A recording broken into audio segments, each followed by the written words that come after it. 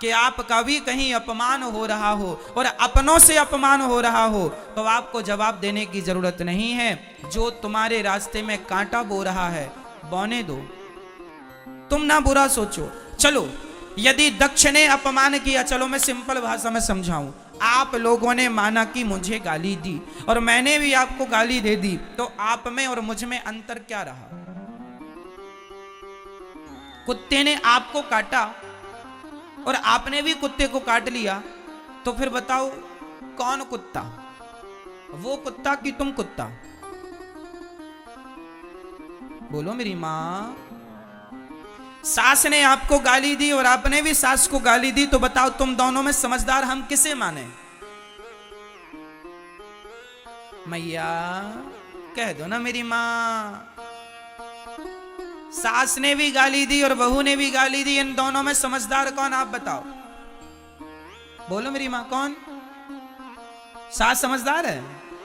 ये मैया कह रही है सास समझदार है। सास ने गाली दी और बहू ने भी गाली दी, इसमें दोनों ही मूर्ख हैं। समझदार वो कहलाते हैं जो एक गाली दे और दूसरा चुप रहे, तो जो चुप है वो समझदार है। क्योंकि हमारे यहां सिंपल कहावत है, कुत्तों के मुंह नहीं लगा जाता। जो गाली दे वो कौन भौंकता कौन है?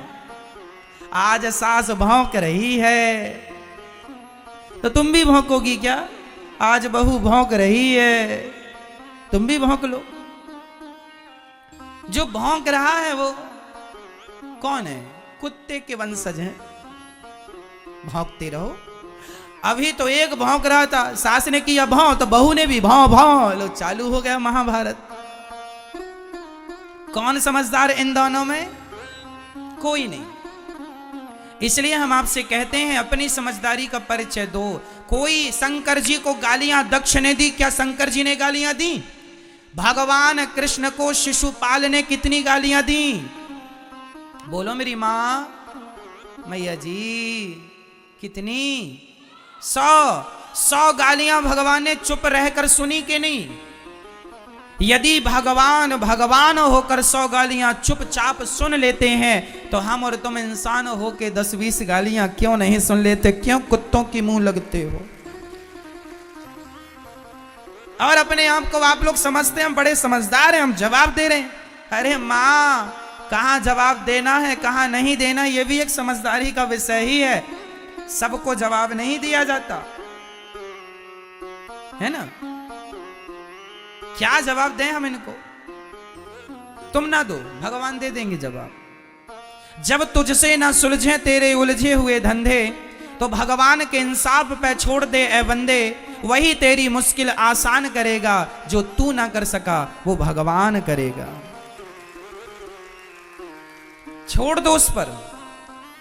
सबका उत्तर देना जरूरी नहीं होता। शंकर जी को गालियां मिली, शंकर जी ने कोई उत्तर नहीं दिया।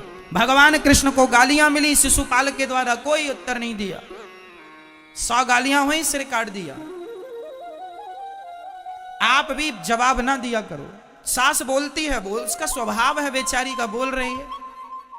सुनने की आदत, सुनने का अभ्यास करो, ज्यादा से ज्यादा सुनो। और सुनो, अपना अपमान भी सहना सीखो। तितिक्षवः कारुणिकाः सुहृदः सर्वदेहिनां अजात शत्रवः शांता साधवः साधुभूषणा। वही व्यक्ति समझदार है, वही व्यक्ति सफल है जिसके अंदर सहनशीलता ज्यादा है। सह लो। यदि पाकिस्तान हमारा अपमान करे तो बिल्कुल ना सहो, पर तुम्हारे अपने ही तुम्हारा अपमान करें तो कोई बात नहीं, अपने हैं, माफ करते चलो। इनसे क्या झगड़ा करना। आपका भाई आपका अपमान कर रहा, माना कि आपका सगा भाई आपका अपमान कर रहा है, तो क्या लड़ोगे उससे? तुम्हारी तो भाई है, इसलिए उसे उसकी तरफ ना देखो। पागल हो गया, दिमाग खराब है, कुत्ता सवार है इसके ऊपर। भौंकने दो। कहां इससे मुंह लगा रहे हो? क्योंकि वो मेरे भाई ही तो है। अपनों से ना जिद पालो, अपने से ना लड़ो। हाँ, कोई आतंकवादी है, कोई दूसरा है, तो उससे लड़ जाओ, जीतो। किसे जवाब देना है, किसे जवाब नहीं देना, यह भी विवेक का विषय है। आप लोग जिसे जवाब देना होता है उसे तो देते नहीं है, और जिसे जवाब नहीं देना उससे लड़ते हैं। ये लड़कियां अपने भाई से लड़ बैठती हैं, लेकिन उसी लड़की को कोई सड़क में कोई परेशान कर दे, कोई लड़का, तो भाग के रोती रोती आ जाती है, मम्मी मम्मी उसने परेशान किया। अपने भाई को तो जड़ देती थी दो चार, उसे क्यों नहीं जड़ दिया? जिससे लड़ना हो उससे तुम लड़ती नहीं हो, और जिससे लड़ना नहीं उससे लड़ती हो। क्यों? तो किसके सामने चुप रहना है, किसके सामने बोलना है, यह विवेक का विषय है। जब तुम्हारी लड़ाई तुम्हारी सास से हो, मां से हो, भाई से हो, तो इन रिश्तों में जहर ना घोलो, इनसे कोई उत्तर ना दो। ये कह रहे हैं चलो गुस्सा है बोलने दो, हम लड़के किससे लड़ रहे? भाई से। क्या मिल जाएगा भाई से लड़के? इनसे कोई उत्तर नहीं। लड़ना है उनसे लड़िए, लड़ना है भ्रष्टाचार के खिलाफ लड़िए, आवाज उठाइए।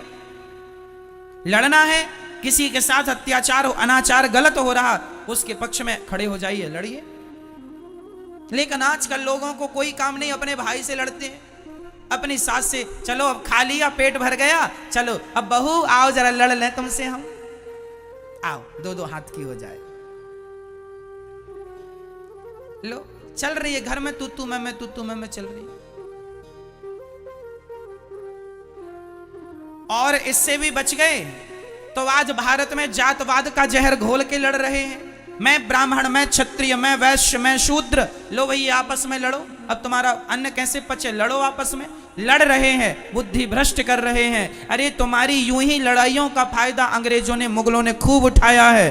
तुम्हारी आपस की लड़ाइयों का फायदा उठाया। कई 100 साल तक तुम भारतवासियों पर, हम पर राज्य किया इन लोगों ने, केवल इसलिए कि हम लोग केवल लड़ना जानते हैं। हम लोग संगठित रहना तो जानते नहीं कि चारों लोग एक साथ रहें, ब्राह्मण, क्षत्रिय, वैश्य और शूद्र। हम लोग लड़ते हैं जातवाद का जहर घोल करके, एक दूसरे से लड़ जाते हैं।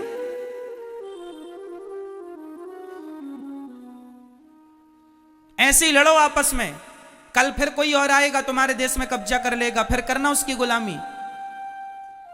आदत हो गई है गुलामी करने की तुम्हारी, कभी मुगलों की कभी अंग्रेजों की। अब ऐसी फिर लड़ो, फिर करना किसी की गुलामी। मेरी मां, मेरे नौजवान दोस्तों, जाग जाओ, सबको गले से लगाओ। कोई जातवाद नहीं है। गुर्जर कहता है मैं बड़ा, जाट कहता है मैं बड़ा, ब्राह्मण कहता है मैं बड़ा, क्षत्रिय कहता है मैं बड़ा। वो फलाने गुर्जर और जाट आपस में लड़ जाते हैं। क्यों लड़ते हो? तुम दो थोड़ी हो, तुम एक हो। क्षत्रिय और वैश्य आपस में लड़ जाते हैं, तुम दो हो क्या? अरे ऐसे ही लड़ते रहोगे तो कैसे काम बनेगा?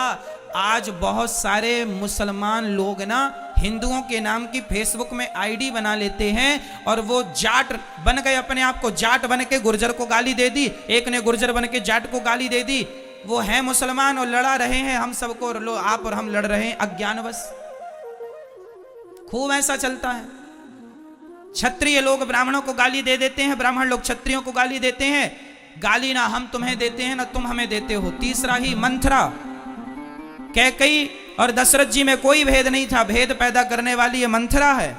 उसी तरह आज भी समाज में कुछ लोग भेद पैदा करने वाले हैं। ऐसे लोगों से अपने आप को बचा के रखना है और आप संगठित रहिएगा।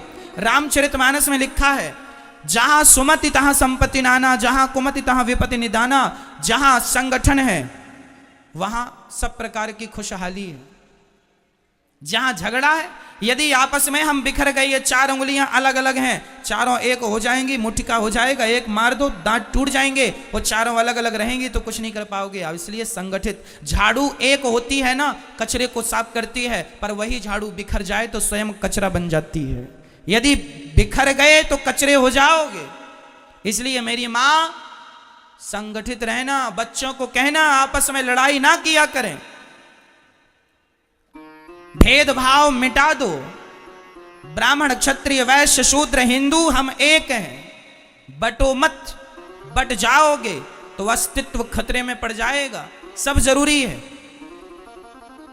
ज्ञान जरूरी है, विज्ञान जरूरी है, भक्ति जरूरी है, सब जरूरी है, संगठन भी जरूरी है। हम संगठित रहें। हम 4 भाई हैं, एक बाप की संतान हैं। बताओ ब्राह्मण का पिता कौन? ब्राह्मण का पिता कौन?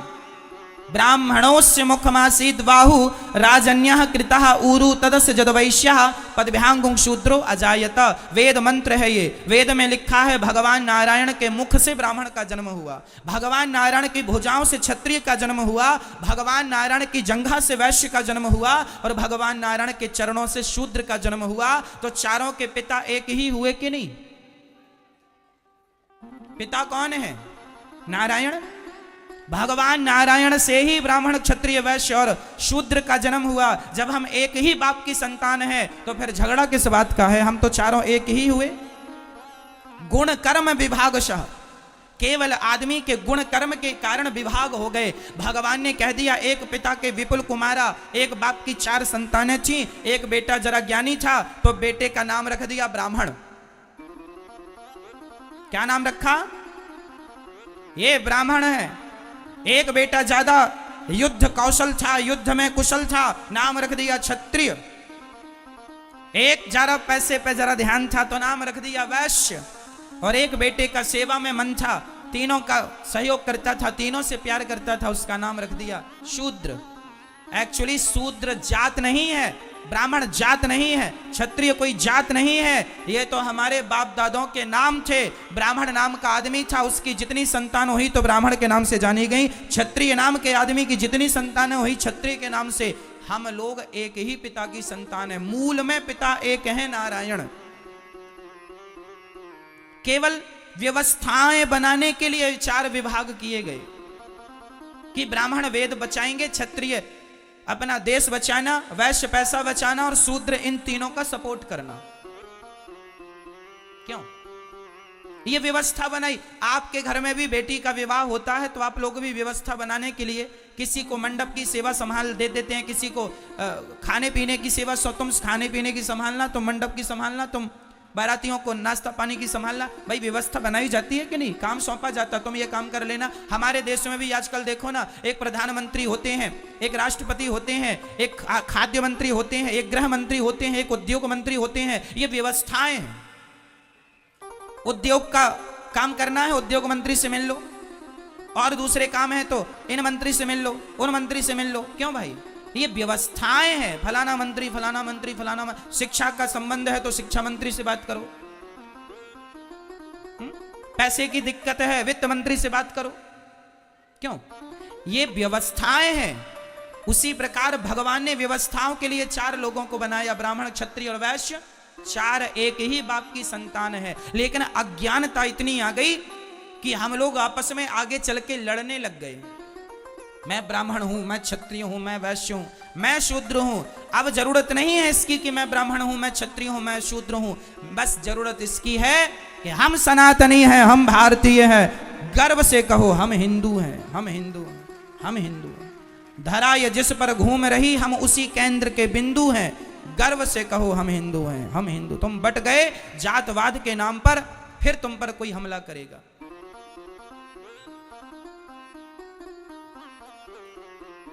आज क्रिश्चियन लोग गांव-गांव में जाके हिंदुओं के गांव को धर्म परिवर्तन करा रहे हैं और हिंदुओं के गांव को जो कम पढ़े लिखे लोग थे उनको क्रिश्चियन बना रहे हैं। तो मैं से ही अपनी अकड़ में रहे आना कि मैं ब्राह्मण हूं, मैं क्षत्रिय हूं, मैं वैश्य हूं, मैं शूद्र हूं। आगे चल के सारे हिंदू क्रिश्चियन बन रहे हैं। क्रिश्चियनों की एक बहुत बड़ी साजिश चल रही है। फिर क्या होगा जब सब लोग वही बन जाएंगे? कौन होगा तुम्हारी पक्ष की बात रखने वाला? कौन होगा तुम्हारा पक्ष लेने वाला? सेना भी बड़ी होनी चाहिए। संगठन में बहुत बड़ी ताकत होती है। ये बातें हल्के में ना लेना, नहीं कल को आने वाली पीढ़ी तुम्हें गाली देगी कि तुमने क्या किया। अरे अपने हिंदुओं को बचा लेते कम से कम। अरे समय निकाला करो और अपने उन गरीब लोगों के पास जाकर बैठा करो जिन्हें 2 किलो आटा की जरूरत है, 1 किलो दाल की जरूरत है। जरा सा समाज में सेवा करो, सहयोग करो, सबको भूखे को भोजन कराओ। क्रिश्चियन लोग पैसे दे दे के धर्म परिवर्तन करा रहे हैं, हाँ या ना? और तुम लोग केवल अपनी अकड़ में 20 लाख की गाड़ी लेना है, 50 लाख की गाड़ी लेना है, गाड़ी घोड़े में पैसे लगाओगे। अफगानिस्तान का क्या हुआ? कब्जा कर लिया आतंकवादियों ने, सबकी जमीन जायदाद गाड़ी घोड़ा रखी रह गई। यदि तुम आपस में बढ़ जाओगे तुम्हारे ऊपर भी ऐसी कोई आके कब्जा कर लेगा, फिर भागते फिरना। इसलिए आज सनातन को बचाने की जरूरत है। चलो हम ये नहीं कहते कि तुम मुसलमानों को हिंदू बनाओ, हम ये नहीं कहते क्रिश्चियनों को हिंदू बनाओ। जो हमारे हिंदू भाई हैं उन्हें तो बचा लो, जो धर्म परिवर्तन करने में लगे हुए हैं उन्हें तो गले लगा लो, उन लोगों को तो हृदय से लगाओ, नहीं तो बहुत नुकसान होगा और नुकसान सबका होगा। देश गुलाम हुआ, सबका नुकसान हुआ। सब लोग अपने अपने धर्म का प्रचार करते हैं, हिंदू लोगों को अपने धर्म की कोई नहीं पड़ी, कोई नहीं करता प्रचार, कोई नहीं बात करता धर्म की, कोई नहीं बात करता सनातन की, कोई नहीं बात करता राम और कृष्ण की। दया ही नहीं है लोगों के आगे। आज लोग, एक गरीब बाप गांव गांव में मैंने देखा है साहब कि गांव का गरीब आदमी गिड़गिड़ाता है, भैया बेटी का विवाह जरा 5,000 दे दो। तो गांव का जो धन्ना सेठ होता है ना, वो 5,000 देता तो है पर ब्याज लेता है 10%, 15%, 5,000 का। अरे उस आदमी को ये तो समझ आए कि पागल, वो गरीब आदमी है, उसके बेटी का विवाह है, 5,000 दे दो। बेटी के विवाह में ईश्वर ने तुम्हें देने के लायक बनाया है, दे दो। उस गरीब आदमी से तुम ब्याज वसूलोगे? अरे दे दो 5,000, महीने 4 महीने में वापस कर देगा वो। क्या कि तुम 5,000 का ब्याज लगाए बैठ गए? कोई लाखों की बात हो तो बात 10-5,000 में तुम ब्याज लेते हो, कितना पैसा कमा लेते हो इससे? घोर नरक जाओगे। ईश्वर ने तुम्हें धन दिया है, इसका अर्थ ये नहीं कि तुम उसका दुरुपयोग करो। धन दिया है तो इसलिए दिया है कि तुम जरूरतमंदों की सेवा कर सको, दीन दुखियों को गले लगा सको, किसी गरीब आदमी की तुम मदद कर सको।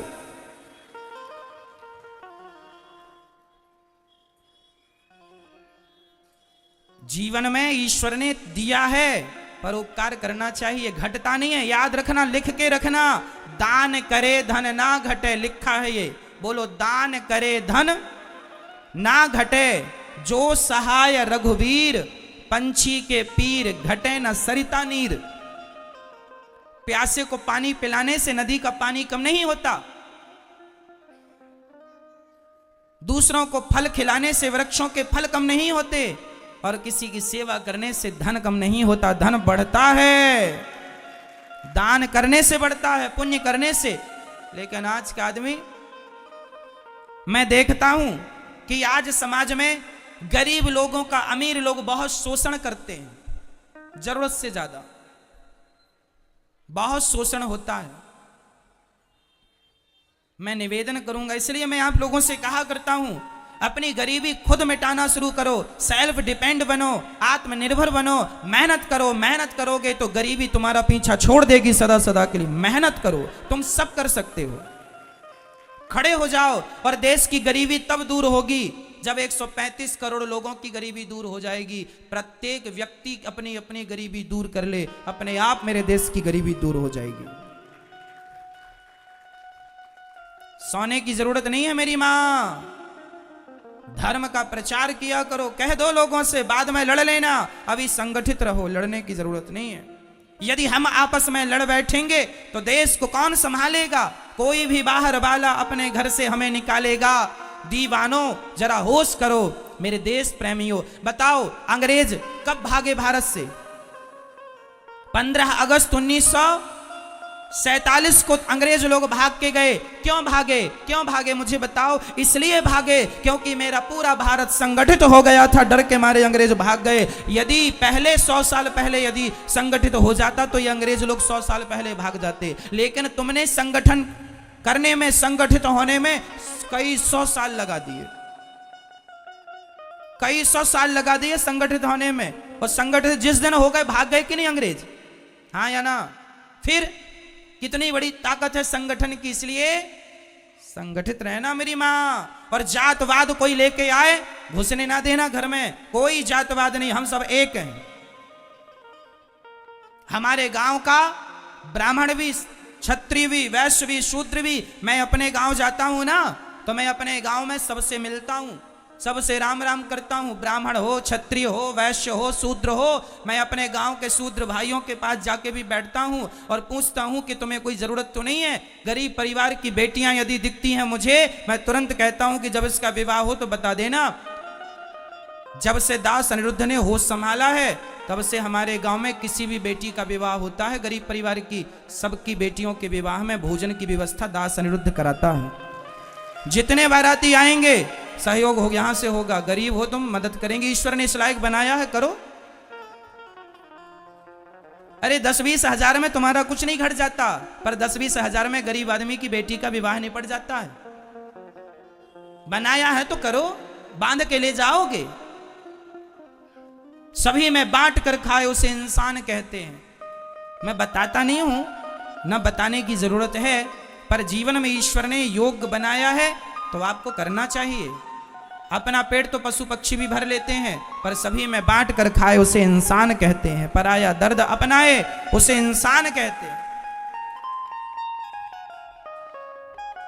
मैं छुआछूत नहीं रखता बिल्कुल। हमारे गांव में जितने लोग हैं सारे लोग, चाहे मोची समाज हो चाहे कोई, मैं सबको बैठता हूं, सबके पास बैठता हूं, सबको अपनी तरफ से राम राम करता हूं, सबके साथ बैठता हूं, बगल में बैठता हूं, सबका हालचाल पूछता हूं, भैया कैसे हो, सब आनंद है, कुशल मंगल है। सबसे हंसता हूं, सबसे बात करता हूं, सबको गले लगाता हूं।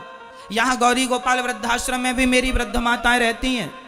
यहां सब प्रकार की माताएं रहती हैं, ब्राह्मण मैया, क्षत्रिय मैया, वैश्य मैया, शूद्र मैया। आज तक मैंने किसी माँ से जात नहीं पूछी कि माँ तुम्हारी जात क्या है। मैं केवल सबके पांव दबाता हूं, चाहे मैया कोई भी जात की हो, मुझे क्या करना। माँ की जात कोई नहीं होती, माँ तो सिर्फ माँ होती है। मैंने तो जात पात का भेद मिटा दिया आपकी आंखों के सामने। आके देख लो गौरी गोपाल वृद्धाश्रम में माएँ सब प्रकार की हैं, ब्राह्मण, क्षत्रिय, वैश्य, शूद्र। पूछ लेना कि मैंने किसी से जात तो नहीं पूछी। आज तक मैंने किसी से ना जात पूछी, केवल सेवा किया है मैंने, केवल सेवा। मैं नहीं मानता, मैं ये मानता हूं कि ईश्वर की सब संतान है, प्यार से रहो। गले लगाने में ज्यादा अच्छा है, नफरत घृणा रखने में अच्छा नहीं है। क्यों? मैं आपसे प्यार करूं तो ज्यादा अच्छा होगा कि मैं आपसे नफरत करने लग जाऊं तो ज्यादा अच्छा होगा? यदि छुआछूत भेदभाव होता तो राम जी शबरी के बेर क्यों खाते? राम जी ने भेदभाव नहीं रखा, हमारे भगवान थे, तो फिर हम भेदभाव काहे का रखें? ना जी, सबको गले लगाने में क्या मैं छोटा हो जाऊंगा? आप अपने नगर के गरीब लोगों को गले लगा लोगे, प्यार से बैठ के दो बातें कर लोगे, इससे आप छोटे हो जाओगे?